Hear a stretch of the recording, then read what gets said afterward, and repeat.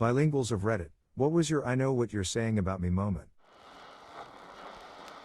Many years ago, my Spanish was pretty damn good for a white boy that got passed in Spanish class because the teacher didn't want me to come back the next year. I learned most of it from friends and working in kitchens. OTTS, got hired as the bow manager for a small, ma and pop place that had a serious problem with nepotism within their staff. They were all related and just so happened to all be first-gen Mexican American and homeland Mexican.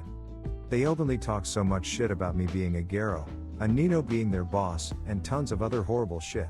I was 24 at the time. I tried my best to make them work properly and stop taking advantage of the employers. 6-month evaluations come up and I have them all come in on a close day for an hour for the evils, paid them for the meeting, of course. Once I was finally able to get them to sit down and shut up, I started the meeting. I spoke Spanish the whole time, be it in the informal variation of the language. Their faces dropped and they all looked like they were about to shit their pants. Towards the end of the meeting, I handed out 3 final paychecks between 7 people and asked those 3 to please gather their belongings and leave the premise. Once they were gone, I finished the meeting by saying that there would be no more bullshit, shit-talking, backstabbing, laziness, taking advantage of the owners, or disrespecting me. I do my job properly and so should they. I laid out that I was unappreciative of how much shit they talk about me, even with me in the room, just because I was young and white. They all looked like ghosts at the end of the meeting.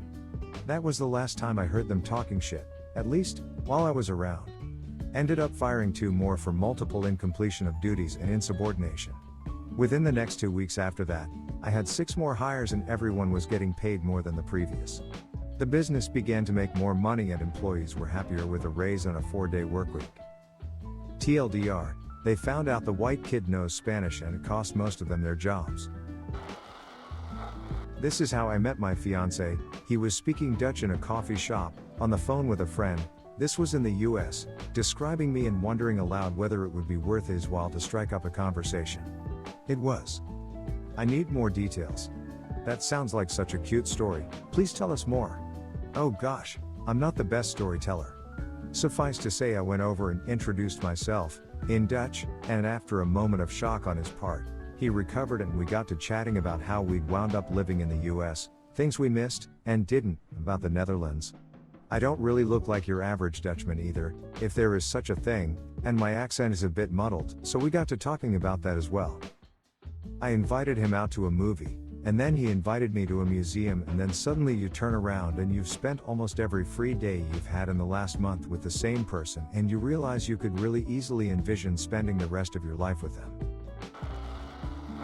Late to the party, but once when I was younger I went to the park with my sister. We look very white and no one would know both of us to speak Mandarin fluently unless we told them. Some money must have fallen out of my sister's pocket and in Mandarin we hear a mother talking to her daughter and telling her not to let us know we'd dropped money so that they could pick it up after we left. Both of us turned around straight away and my sister picked up her money while both of us gave them dirty looks and we changed our conversation to Mandarin. The look of horror on both of their faces will forever be burned into my head. Sat in a lounge chair in an hotel in Greece, reading a book in English. 2 women took the chairs next to me and started speaking Dutch. At a certain point, the topic shifted towards their sex life and it all went rather explicit. The next topic involved their previous vacation and they were wondering out loud what the capital of that country was. I looked up from my book and gave them the answer in Dutch. They thanked me and I went back to my book. I was biting my lip trying not to laugh as I saw their faces when they, just a tad too slowly, realized the implication behind my answer. Not bilingual, but I was in Spain drinking alone at a table outside and 2 American girls stopped and one asked the other if they should go in and she said yeah, there's a cute Spanish guy. I felt really good until the other one said he looks like a hobo though. I was walking in the streets of Dusseldorf, Germany behind a lovely Greek couple around their 50s. I was born and raised in Greece so it was kind of funny to listen to random Greek people talk about stuff when they're abroad. After a while, I started walking faster because I was in a hurry, but I also tried not to act weird since it was midnight. When the woman noticed me, she pushed her husband to the side and screamed, "Let this effing donkey pass by." So, I walked by with a little smile on my face while they both look at me straight in the eyes. I stop a couple of meters in front of them, then turn around in the most cinematic way I can and say "Efkaristo," which means thank you in Greek. That face expression was priceless. Haven't felt such great pleasure since. I don't really have an about me story, but one time when I was in Discord with my roommate and his friend, both Korean, I responded to something in the conversation. I don't remember what they were talking about, and my roommate started laughing and said, "Bro, I can't talk Korean around you anymore, you understand everything." He knew I had been learning Korean, but he didn't know to what extent I understood things. Was in California eating in a Filipino restaurant. Because I'm white, a lot of people don't know I'm also Filipino. Anyways, after I ordered, the waitress goes in the back and I could clearly hear her say to make my portion bigger because I was big, "Dambala." Ate it all and then suffered some bad diarrhea because the food was so greasy. Was driving to Ensenada, Mexico, when I saw a traffic sign saying Curvas Peligrosas. I took a second, thought of each word. Peligrosas is dangerous, curvas is, curves? Yes. Dangerous curves, oh shit, and then I had to hit the brakes because I was going too fast for the road. My brother taught English in China.